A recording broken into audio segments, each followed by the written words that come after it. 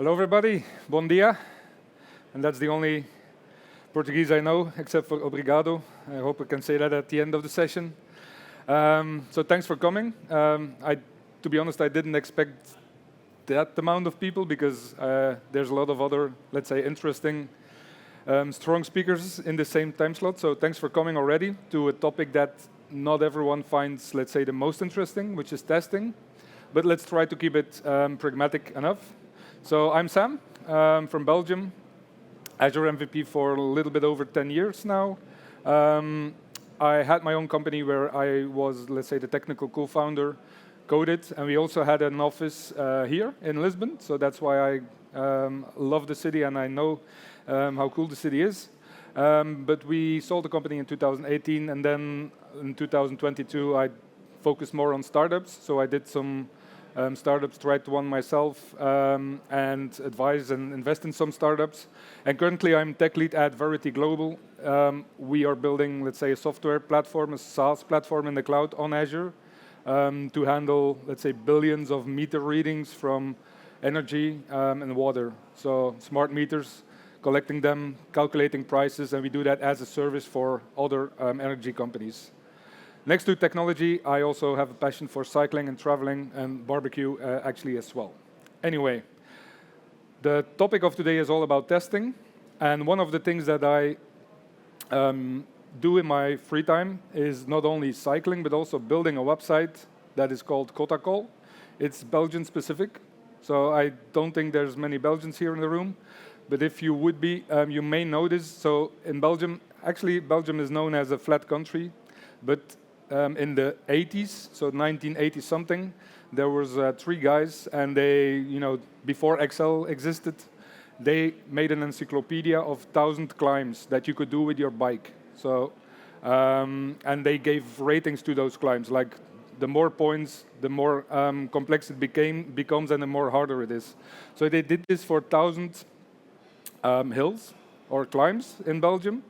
And what we did was actually we digitalized this. So instead of having this book, there was one guy mapping all these 1,000 segments on Google Maps. There was another guy making an app where you could just see the segments and see the score and see where it was and so on. And what I focused on was really on the Strava integration. So I guess most of you have at least an idea on what Strava is. So it's the cycling website or running for where you can collect your things and feel good when people give you kudos. And I was doing an integration, so where actually every user that registers on the website in our app and links his Strava account, every time they finish, like a ride, we check if, for example, here I did 6 hills in this specific ride. And so we have a website, we have the app, and we have the backend. That's what you could say, and everything is built on Azure. So I will use this in scenarios and in demos throughout the rest of the session. All right? So that's setting the scene about me, and most important, also about this specific website. Now, why do we do software testing? Of course, because we love it, and because we always get enough budget to do it, right? No. No one said that. We do it for other things because, and I think this is one of the most important things, we want to get confidence in the software that we release, especially if you have these cloud releases where you have multiple people working in different components or services of your solution. If you automate things, so many of us have a continuous deployment of your software application to the cloud. So sometimes you release small fragments of code, and you cannot always ask the testing team to do manually every single validation that can happen. So the more you have testing automated, I think the more confidence you can get in releasing stuff. What's also interesting is that actually a lot of tests can be used somewhat as documentation. So if you've looked at like NuGet packages that you want to use to connect to something, quite often if they are open source, there's a test project that you can look into and see how it's expected to behave. You can learn from that as well. So I think this is also something that has a nice added value. So the session of today will not cover all of these. There's a lot of pure theoretical testing sessions. I'm not that type of person. I want to do it pragmatic. Probably not everything in theory, but we will focus mostly on unit testing very shortly, because I assume most of you know this. But we will do integration testing and unit testing and load testing. That's the three things that I will focus the most on for this session. Okay? So quick recap. Unit tests, I assume most of you do this for sure, to check your code, to have early bug detection, to make sure that if you have refactoring, that you can quickly check that things still work, and of course to avoid regression. So you really test a very small unit, the smallest piece of code that can be, let's say, isolated in a system. Think about libraries, helper methods, and these are, for example, quite interesting methods that I actually have in the program protocol, for example, where I have to compare two time spans, or I want to get the number of minutes for a time span. These are things that you can easily test because you just it's used for that. This is not having any integrations and so on, so that's easy. So unit testing, I will not dive into it because I think most of you know it. I think many of you also have the concept of mocking, so where you may have dependencies. Think about databases, think about an API that you call, that you don't want to have to be part of your unit tests. Well, you can have some libraries like mock, and then substitute would be the .NET ones that are most popular. And this is just an example where I have an iTranslator service, so that would, for example, look into a database or in a cache to get translations. Well, maybe you just want to leave that out, but still you need to have a translation somewhere, for example, here in the method. You can just mock it and say, okay, anytime someone is asking a string on this method, I will return this specific string, something like that. So you can really mock out the full object. And of course, dependency injection is a common thing because you focus on the interfaces and not on the implementations there. Now, that said, for unit tests, I think now we will really start on the pragmatic approach towards integration. So your unit tests, they can work, but at the same time, if you don't have integration tests, a lot of things can go wrong. So unit testing alone is never enough. At the same time, integration testing is also not always enough. So you typically need both. So your integration tests can still work without the unit tests. So what is an integration test? So you typically group logic together functionally. The projects I've been working on, that project or that integration logic is typically done on API level. So most of the solutions that I worked with have the API as the user interfacing side, and that's where you typically have the logic grouped. You call services on that. Most of the time, you will use the real dependencies. So you will test against the deployed environment or your local development environment, where you can have things like databases, or, for example, in my scenario, the connection to Strava. And ideally, but I have to be honest, I don't know many solutions or companies, but ideally the tests are written by people that are not the developers, and they would be written without having, let's say, the internal knowledge on the design. I say it's ideally. I know that it's typically not happening that often. Or if it happens, and that's when I arrived in the company that I work now, they have huge test plans, but it's really manual description of do this, do that, so they all do this manually. So we are now in the approach of migrating these things to a more automated system. One thing I want to point to is an interesting, I don't think it's a standard, but testcontainers.com provides the option on, let's say, loading specific dependencies. For example, imagine that you have a unit test or an integration test that you want to connect to a SQL Server. You can just say SQL Server equals new SQL Server.build, and actually behind the scenes it will spin up a Docker container on your local system typically that you can work in the scope of your test, and it throws things away. You can then, of course, say, oh, for example, you have to load this backpack or DAGpack, it's like a backup if you want to preload data and things like that. So these things are possible, and they work for, I think, more than 50 services at this point. An example also, if you know Service Bus and you want to use it to test service-to-service communication, same thing, it will be possible there. So it's a quite interesting concept that I will not demonstrate, but I just want to give it towards you. Now, as I said, integration tests, in my experience, have been mostly done around the APIs, so the API interfaces. And for that, I quite often use NSWAG. I don't know if people know NSWAG. Not too much. So NSWAG allows to, let's say, based on your, if you do code first, controllers in ASP.NET Core, for example, it can generate the open API specs, so the Swagger from the past. But it also can generate a strong typed client, for example, that you can work against your API. Again, I know some people say, no, you cannot do that, you cannot strong type your things. But what we do is we generate that package, that client, and we publish it as a package to other people, like the front-end people, that can just use that package to work against the latest version of the API. So you use the same type of versioning. And the open API spec is actually generated in our source system as well. And we use that to import it in API management, for example. So there we have always an automated, let's say, synchronization between the two. And we say, OK, the code is the single source of truth, and the rest is generated from that. So this also helps in detecting breaking changes. We try to avoid in the API, of course, breaking changes, or you have to do versioning.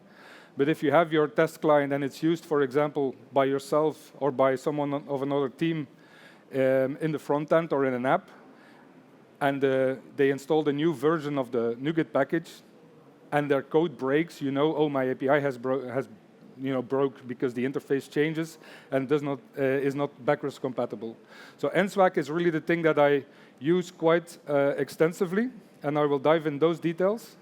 Local testing, we often test against the dev database. It could be in your Azure subscription. It could also be on a Docker image, depending on, let's say, the standard practices in the company. And sometimes you say, OK, we want to skip integrations, for example, with Key Vault or Service Bus, because they may be too cumbersome or you want to leave them out. There again, if you use dependency injection, you just inject services that implement those things in another way, or you use the mocking like I explained. Now, I'm in the chapter, let's say, of API testing. So if you use ASP.NET Core, I would definitely recommend you, if you don't know it yet, to use or to look at the testing factory there.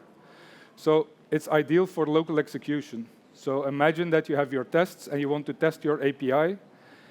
What you can do, of course, is say, oh, I will deploy my API to a test environment, to Azure or whatever, and then I will run my tests against that URL. Of course, this is slower. That's not the thing, the experience you want. So this helps in actually spinning up the API, but it's hosted in the testing process of Visual Studio or Writer or whatever you use, .NET.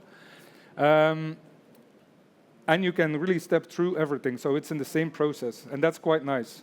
So I will show it at work, but you first have to define your web application factory. And here, the program is actually pointing to the startup of my API project itself. You know, the program.cs, where you have all the services injected. That's actually the link that you do towards there. If you then want to override services, I think that's here. If you want to override services, for example, I want to change my secret credential store manager, whatever you call it, the I. You can say, OK, instead of using the key vault that I would use in production, I will overwrite it so that I go to a local file system or an implementation you do for yourself. Again, because then you don't have to have the link with security and things like that. So you can overwrite services here. And then it actually just returns the I host, and that's the one that will be spun up in memory. And then you want to create the HTTP client. So for that, we say, OK, we create the web app API tests factory. So that's the one that I had here, the same class that I just created. I will create one, and then I say, for that specific API, please create me an HTTP client.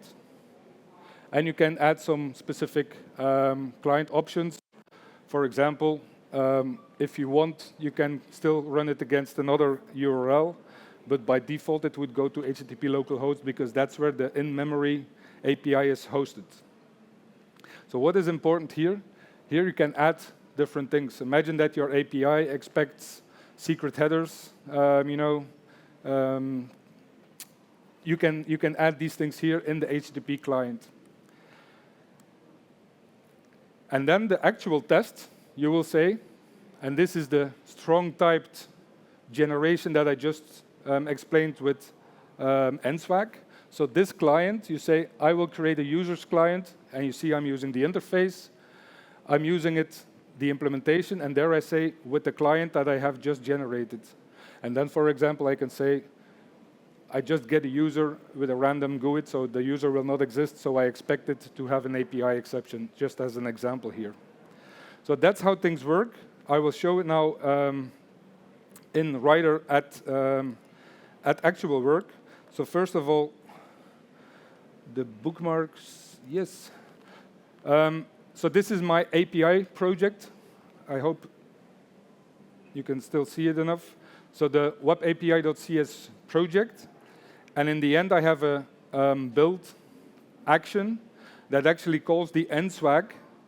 And it says, after the build, you have to, and I will already do a clean here, you will have to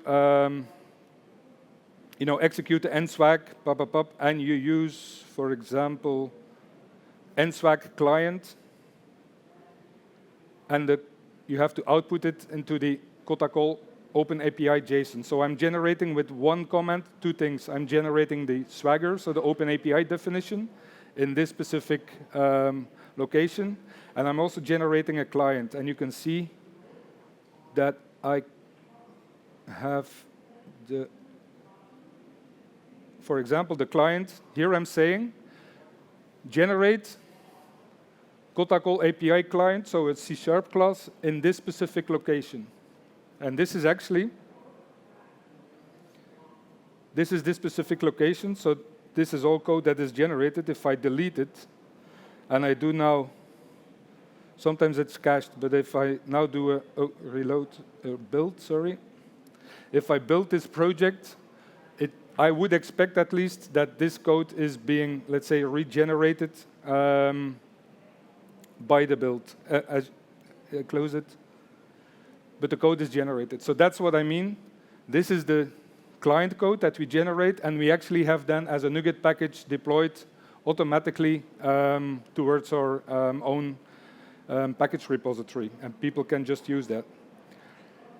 So that's the first part. The second part is what I showed, the web application factory, and if I Control-click, so to go to the program, you can see that I'm in the API project itself, and this is the startup class. So where I'm adding, controllers, I'm adding, for example, here, all these services that I have to inject. So I'm doing that, calling the same startup logic from my application class. And if I then go to the regular test, and we just do a debug,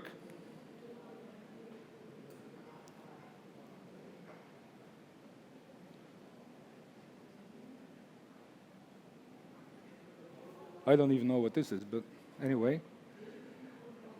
So here I'm creating the web application factory, and then I'm doing the create client. Oops. By passing in the base URI string, which is just, if you can read it, HTTP localhost. So the API will be hosted on the HTTP localhost address in memory. I'm setting headers on the HTTP client, and the next thing is I'm calling with the client now something like get user async, and let's go to get user.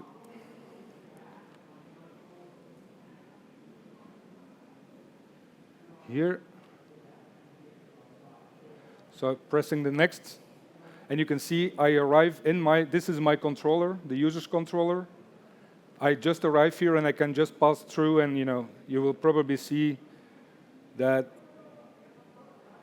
user data equals 0, so I will return a not found. But this way I have my test running locally, and it's calling my actual app API, all using that HTTP test host for ASP.NET. Okay? So this is an interesting part. The code is available in GitHub, so don't hesitate to look at it. But as I said, the functional tests or specifications are ideally written by other people that don't have to know the internals of all the code. And for that, there was something called SpecFlow that people may have used or have known about. So SpecFlow stopped being contributed to and being supported, but actually Rec and Roll, so rock and roll but rec, they forked SpecFlow, and that's the new thing, and it's like fully backwards compatible. So I had a project with SpecFlow. You just change the NuGet packages to Rec and Roll. There's also the plugins for Visual Studio Code or for Rider, and you just continue the way it was before. So what is it? It gives you descriptive tests, so you can describe how the tests should be done, but the implementation of the steps in that test, that's typically done by developers, because they will say, okay, create a new user. Oh, I have to call this API, operation with the syntax that I just explained. But the test cases, the features, should ideally be written by test teams. So the concepts that you have is the features. They are the test scenario, functionally described. And then you have steps. And the steps are typically the implementation, like given, when, then. So giving a new user, when the user checks for his profile, then the profile should exist, things like that. So that's a step. A hook is something where you can say, okay, before the test or the feature gets started, or after I have to execute some specific code, so maybe you have to populate a database or things like that. That's what you can do inside a hook. It's like an adapter. And that's the same thing with a driver that you can do. So those concepts are available, and I will dive now in the details here. So this is how a functional test is described with the Rec and Roll or SpecFlow from the past. You just give a name to your scenario. So an existing user checks his activities. So there we say, and it's always given, when, then, and you can have ands. But this is like the logical flow of a scenario. So here we say, giving our test user, when the user reads the 10, and you can see it's like a variable, latest activities, then the activity should be valid, and the number of activities should be 10. Quite straightforward. So how does this map to, let's say, the C# implementation of the test? That's by these things. So you give attributes to the specific actions.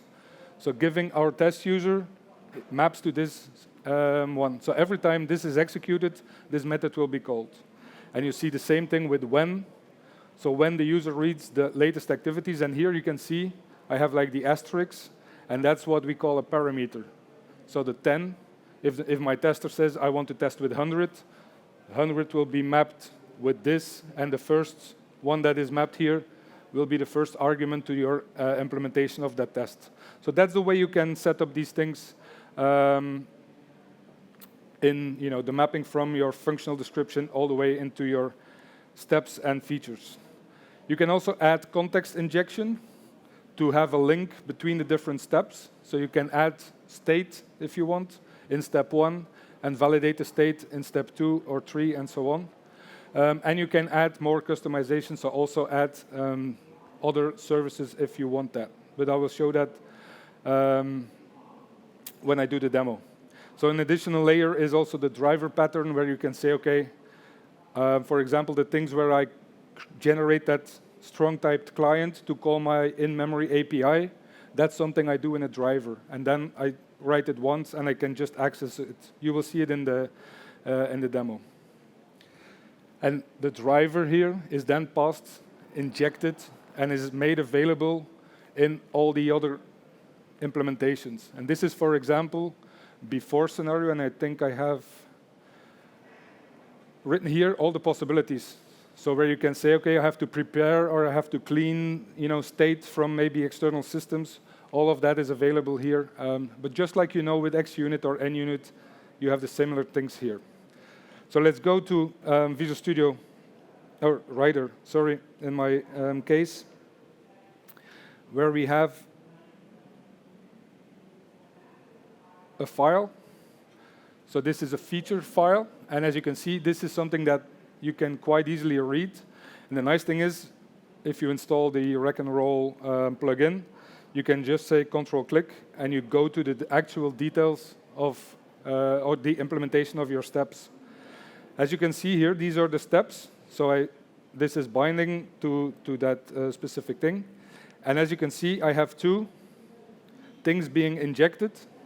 This is just a POCO, so plain old C# object that is injected and that I can use to update state. So for example, this is just keeping a list of things that I can write to in memory. Oops. And I also have the Kota call driver, and actually that's what I explained.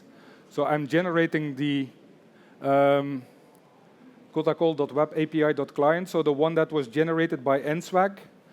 I can here say every time that I execute a test, I will create Web API client factory and register it in my dependency injection container. And that makes these API clients available in my implementation tests.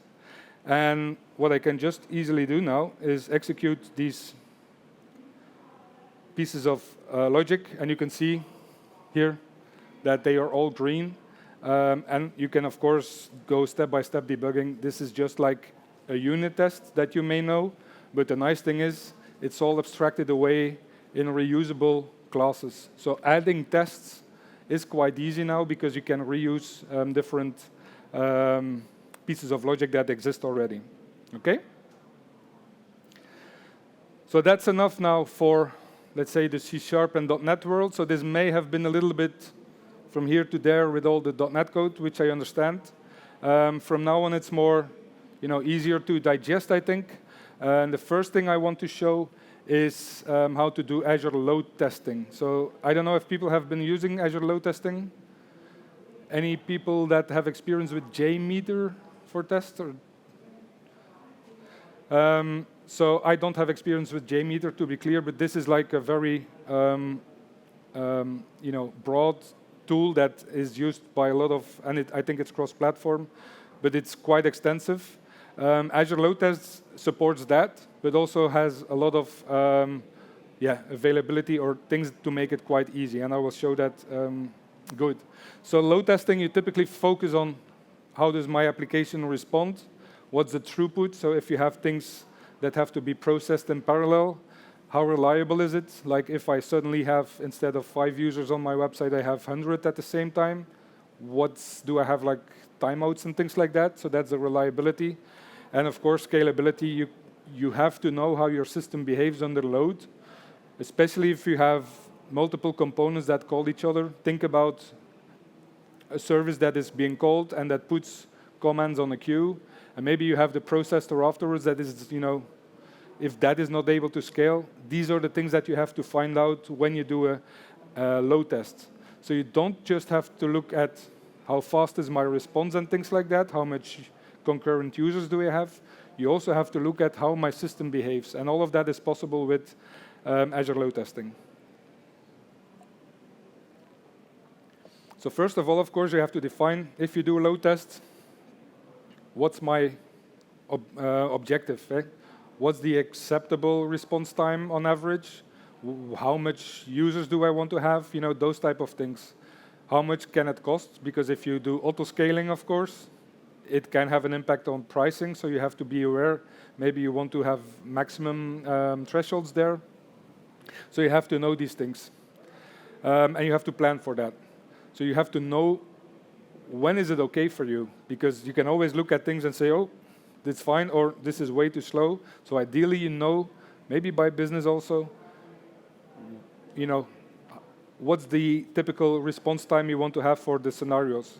A response time is typically the things where, if you know statistics, you have like the percentiles, where you have, you don't look at the min and the max only, you typically look not only at the average, but you want to know, like percentile 90 or 95 is a response time of 100 milliseconds, then you know that 95% of your calls are faster than 100 milliseconds. So these things are important that you have to know up front, where do you want to focus on?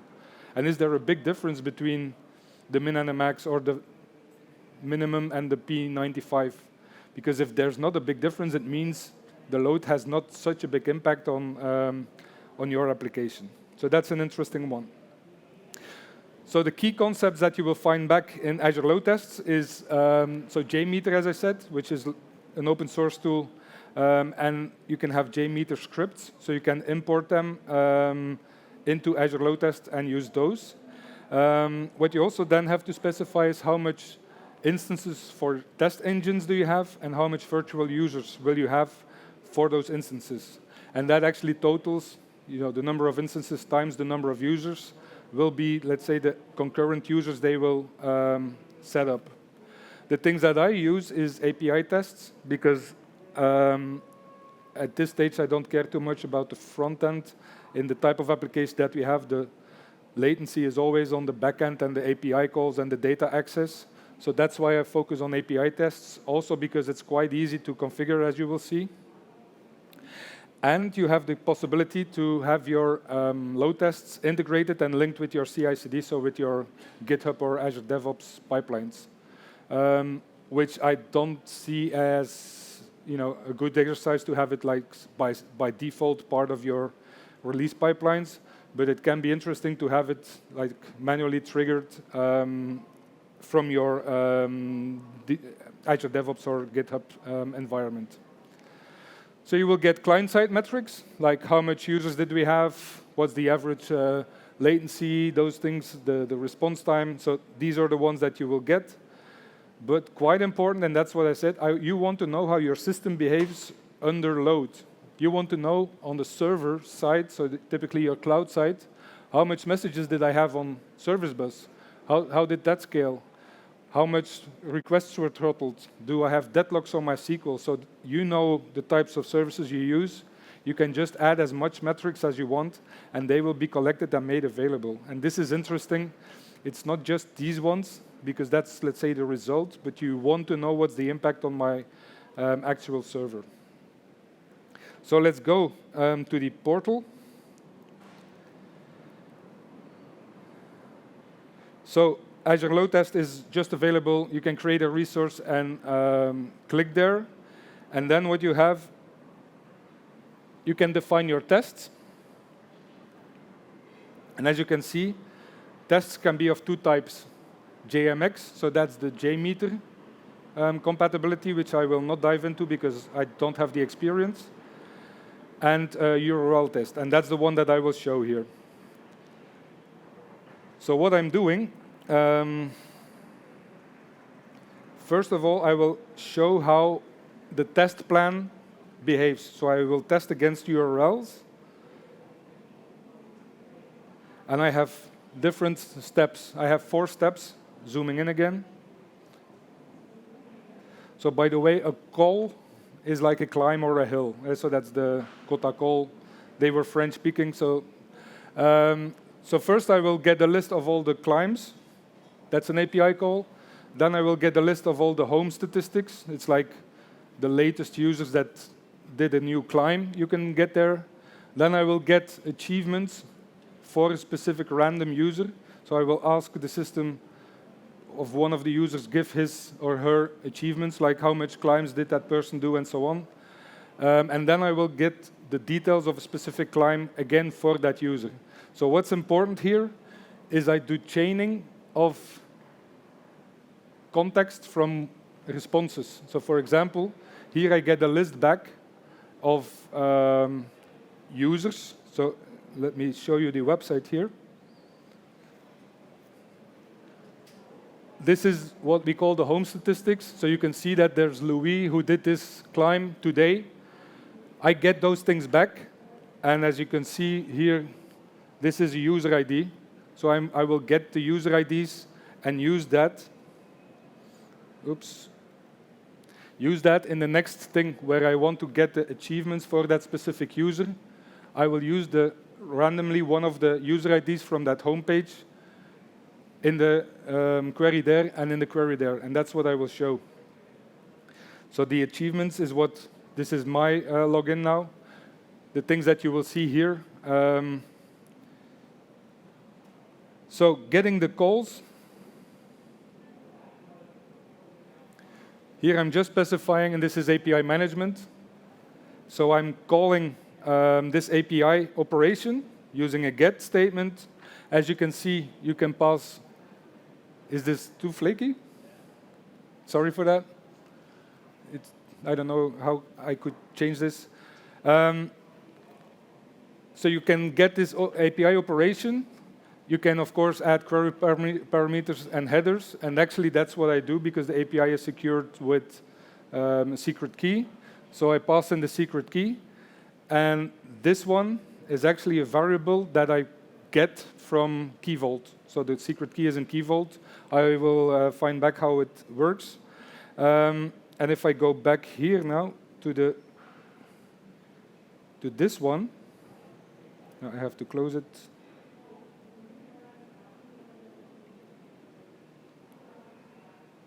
So here I'm calling the API operation statistics home. So remember that list there. Again with the same things, passing in the subscription key. But this is what I do now. I map with the JSON extractor. I create a new variable called user ID. And the variable will be taken from an array recent activities. This star means random, so it can pick one of the values, and I take the user ID. And that's the user ID that I will now store in the variable name. And if you look at the second, again closing, if you look at the second one where I get the achievements, you can see I do the query now with that variable specific here. So I'm asking the API user ID achievements, and I pass it there. So that's an important one. And the next thing I do is also get me back a specific quota call, so a client ID from the response. So bottom line, I actually now have 4 different API calls that will be executed in parallel, and I chain one after the other. So that's an important one that you have to understand. The parameters, as I said, the API subscription key, those parameters can be taken from other systems. In this case, this is from a secret, so Key Vault secret location. All right? And here you can specify, if I launch my test, how should it behave? Like, it will warm up, so it will not immediately start with 15 concurrent users per engine. It will not immediately do that. No, it will take 5 minutes to ramp up, and it will do 3 steps. And that's what you can see here. And in total, it will do a duration of 20. So here I can play with the instances, so have more instances or not. And you can play with, maybe instead of doing it in a step way, you can do linear, and you can also do test things like spiking. So depending on what you want, you can configure the specific tests.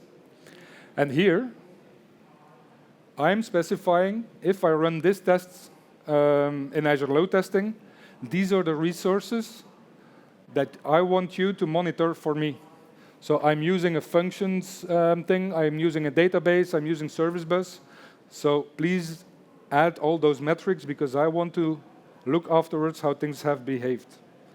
All right?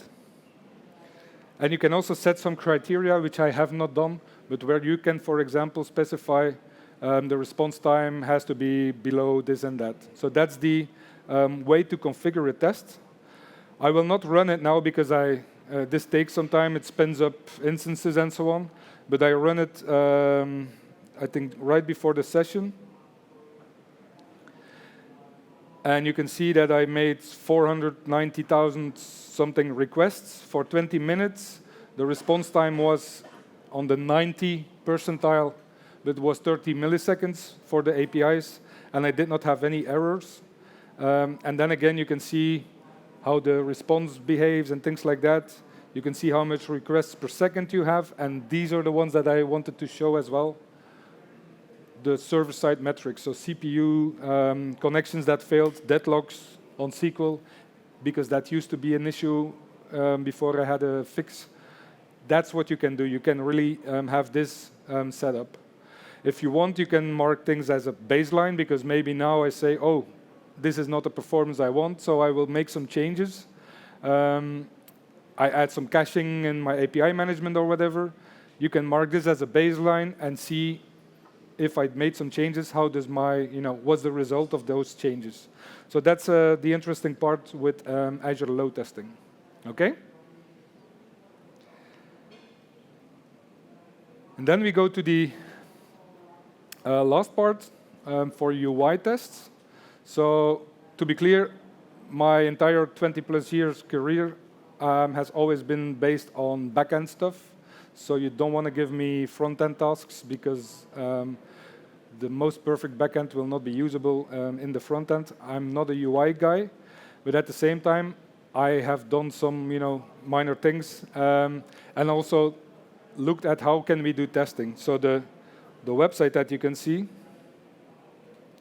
of Kotacol, this is one that I have made in Blazor, because I don't know anything about JavaScript, and you can probably see it's okay-ish. But that's about it.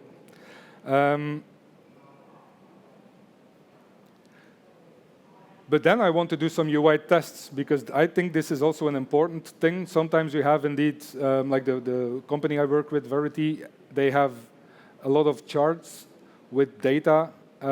You really want to have an idea on how specific customers see their data. And even if the API results are okay, you still want to see, do I position that correctly in the chart? Is the scaling of my charts and so on okay? And that's things that you can do in your UI tests.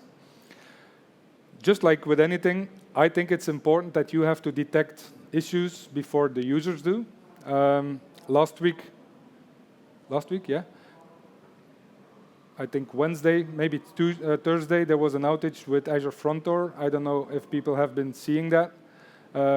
You can see on the MVP lists, people, oh, my demo is not working, I cannot log in the portal.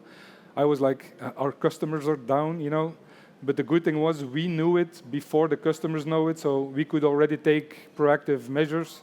And I think this is an important thing in general, and that's something I will dive into tomorrow in my talk on application insights. It's on the monitoring and the observability. But this is also an interesting one that is important here. I don't know if people have been using one of these tools, so people that have Cypress as experience, or Playwright. Playwright, let's say 7 people, which is 25% roughly.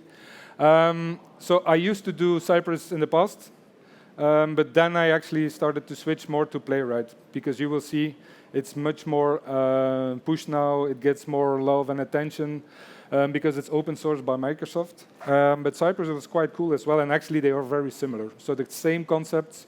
So if you use if you would start today, I would say probably Playwright is the go-to option. If you have experience with Cypress, I think it's perfectly fine. Both of them can focus on cross-browser stuff. Playwright also has support for .NET, which is not the best thing, but I will show it. And Cypress is, in my opinion, a little bit more performant and interactive. One thing that I had a discussion with, I don't have any experience with, I just wanted to add it to the slides, is leap work. So there was a guy in the company, in the testing team, that said, hey, I looked into it. And I have to be honest, we just had a 40-minute discussion, so I don't have the details, but it looked quite okay as well, and more intuitive to set up tests, in my opinion, than the other ones. But it's also less cloud-oriented, and it uses a fat client, that also is not supported on Mac. So that's also one of the downsides, for me at least. This is what Cypress looks like. So you have the different tests that are all green here, and you can see how these things work. But I will focus more on Playwright. So Playwright, you just have to install it with npm, so it's like Node packages that you have to get done. And then you can have you have a UI tool. You can see the commands there. So you can start it as in a UI, but you can also just script it, from the command line and get like an output file that you can use for reporting. You can also have tests somewhat generated, so record steps. So you click and you click and you click, and the tests will be recorded into a file. And you can then say, OK, I will add some specific assertions. So I will show that as well. That's with the code gen. And the good thing is it's also integrated with Visual Studio Code. So you have a plugin that you can just run, and you can see the different tests that you have available in Playwright. Let me first, before I show some syntax, show how things work. So this is, for example,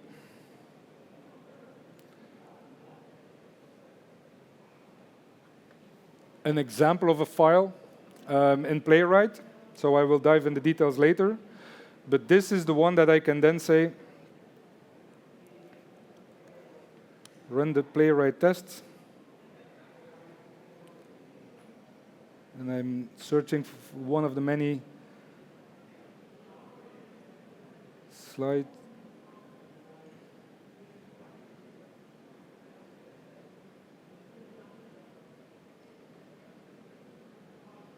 So here I can say, OK, let's now run the one to verify the page title, and you can actually see it at work. So it starts the browser and does a basic test, and you can see it's green.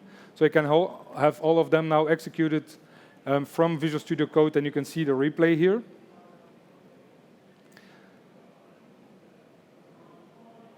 OK, so all the tests are green. But how do you define the tests? Well, that's with this thing. So first of all, you can specify how to navigate to a page. So there I say page go to this specific thing against the base URL. If you want to click a button or a control, you can always use the page locator. The page locator actually means it finds in the document structure, like in the tree of HTML, it finds the right element, and it will use that one to click. You have many options here to find the specific element. So in this case, I'm finding it by ID because that's where I use the, what's the name of that, like the C# thing. And I'm using, a variable that is, of course, concatenated into that specific one. So I'm getting that one and click it. What you also want to check is if certain elements are visible on the page. So for example, a test that I do, if a user is not logged on the page, and the user browses to a specific climb, then, for example, quota call done, which is like a checkbox or a slider to say you have done the climb, yes or no, it should not be visible because you're not logged in. It should only be visible if you're logged in. These are the type of tests that you can do. So the control is visible or does not exist. Maybe you also want to check how much items do I have that have a given thing there, like the ID has to be I, and then you can say, I expect the number of items to be 1,000. So those things you can easily define. And let me show you how you can use it from the command line. So first of all, I will locally now run my application. So it's running in the background soon enough, using Aspire, by the way, the tools. And here I will launch the Playwright test tool, so npx test, Playwright test UI, where you can see the tests, and you can say, OK, assuming that the application is, yes, listening. So I'm playing the test now, and I should, as you can see on the top, You can see the timeline of how my page loaded. You can see what was there and what's not. And you can perfectly see, those things. You can also save the screenshots of the application and the browser at that moment in time.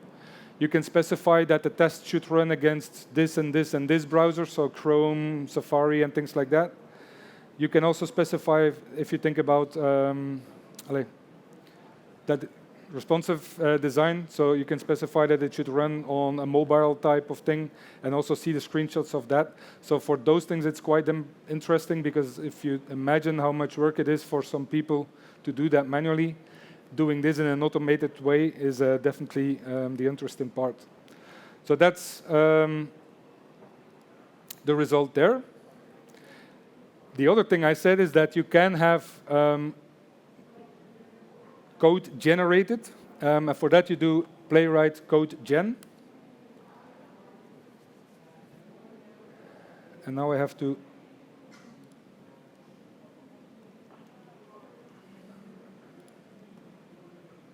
I don't know my URL by heart. It's with a 7. Probably this. Nope.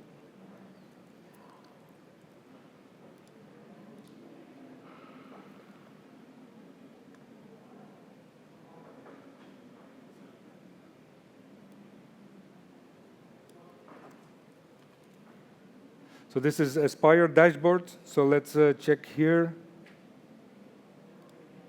So this is the page, the URL. So I will go back to my browser. As you can see, I'm in recording mode. And then I can start doing things. So you can see if I would click here, if I do the map, and then I will open the map. Maybe I click a specific province of Belgium, what should happen. Then I go to my activities, and I should get an authentication thing. So I can start clicking, and what you can see is behind the scenes, all of these things have been recorded here. And then I can just copy-paste that to my test file, and I can do some assertions and things like that. So this way, you don't have to click and write everything.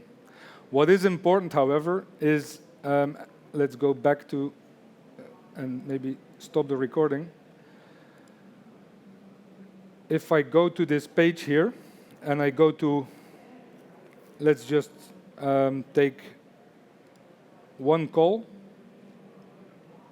If I click here, the elevation, so 94 meters, and I do inspect, what you can see is I have made sure that this element gets a specific ID, protocol elevation, because sometimes these recordings would, browse the whole tree, but if you then make some layout changes, your test would break because the locator would no longer work. So what I always try to do is on the HTML elements, and I'm using Blazor, but you can do it there, I add an ID element for all the elements I want to have tested, because that's the easiest way to find back and to point to a specific control, regardless where you will move it in the future with redesigns and things like that. So that's the important thing that you do. So you can see it's called protocol elevation. And if I go to the test,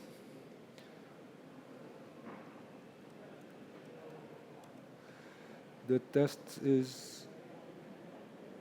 somewhere there. Anyway, now if you say JavaScript, because that's like TypeScript is the way to write tests, is not my cup of tea. I'm a .NET developer. Playwright is there to help you. At the same time, you have to realize Playwright.NET is somewhat limited. It's also only supporting NUnit and not XUnit, unless things have changed in the past months. But this is an example of an NUnit test. So using .NET, so you just install the right NuGet package, and you go ahead. So for example, I'm loading the base URL. I'm saying just pick a new random file between 1 and 1,000 because there's 1,000 climbs. And then navigate to this page, so the base URL, quota call with a number. You go to that page, and then you can say, I'm expecting the page to have a title of this. And here, for example, quota call elevation. That's the ID that I just showed that is available in my HTML. Here I'm saying, get me the locator so of that specific element. And what I want to do is, first of all, take a screenshot to that specific path. And I expect the elevation attributes to be visible. And then I'm doing the same things for the other ones in one line. So for the grade, for the distance, for the surface, I want to have them all available, so visible, except for the one quota call done that should not be available because I'm not logged in. Okay? So that's the important thing there. What I want to point out, however, is that it's not always easy. If you have things like here, if I authenticate, I have to authenticate with Strava that is on its own using Facebook or Google as an authentication provider. So this is quite complex. If you have your own enterprise application and you have things like Entra, so Active Directory, maybe they have enabled multi-factor authentication, so you run a test in the cloud that does front-end stuff, but then suddenly you cannot log on the test because there has to be like authentication factor in place. So those are quite some challenges. Solution is that you typically try to log on once and persist the browser state in a file that you can keep loading for every test. This is something that also only lives every now and then, so it has a time to live typically, but it typically saves the cookies and so on. You have to use the modern user agent because a lot of times, like Google would block you if they detect it's not it's like an automated system. Also, something is introducing random delays is something that can be important. If you go too fast, they seem to have patterns that detect you on the authentication level that it's like automated or you're trying to hack. So this is a quite important challenge that is not easy to solve, that I have not solved easily, to be honest. But this is how you save that specific page in a file that you can then load for every new test. And to end, you have, of course, the possibilities to integrate it with CI/CD, so with your pipelines. You can just use the playwright actions that you can use. And what is also interesting is that you have a specific format, CTRF, that you can use to publish the test results into your pipeline with the specific action there. And that will be visible in your replay. So let me show you how that works. So here I have a playwright front-end test that I have scheduled at 2 minutes before my talk here. And if you click on it, you can see that there is a summary of the different tests, the same test that I have shown, that is executed, and it's used by the test reporter. What I did not manage to fix is actually in my pipeline. Let me show the pipeline. How can I show my pipeline? Anyway, in my pipeline, I have something to say, okay, all the screenshots should be exported and saved as resources of my pipeline so that afterwards you can find the screenshots. It's definitely possible, but it's not in my demo because I failed to get it to work. So apologies for that. But it would be a good approach, of course, that you just run these tests and you have all the results in, let's say, the output. To stitch it all together in your automation of testing, and this is, again, not a take or leave it, this is how I look at it from my side, is that unit tests you always run in every type of pipeline. Integration tests is typically something you do after you deploy, so the unit tests would be before you deploy.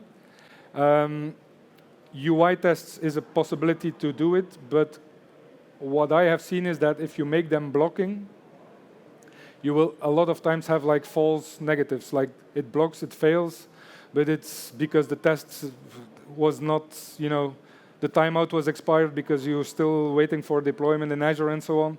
So in my opinion, I mostly do these manually now, the UI tests, but the integration tests ideally can be done, let's say, in a second stage. And on production, the load test is something that you will never, at least in my opinion, automatically schedule. It's something you plan for. It's something you should be able to do. You can do production, or you can, of course, have, let's say, a backup of your production environment where you want to do load testing against. So that's that. I want to thank you all. And at the same time, I focused on testing things. As I said, tomorrow I have another session on observing things, on monitoring things. So all feel free to join. And I promise to make it a little bit shorter so that you can be the first in the queue because it's just before lunch. So thanks for your time. Enjoy the rest of the conference, and see you tomorrow maybe.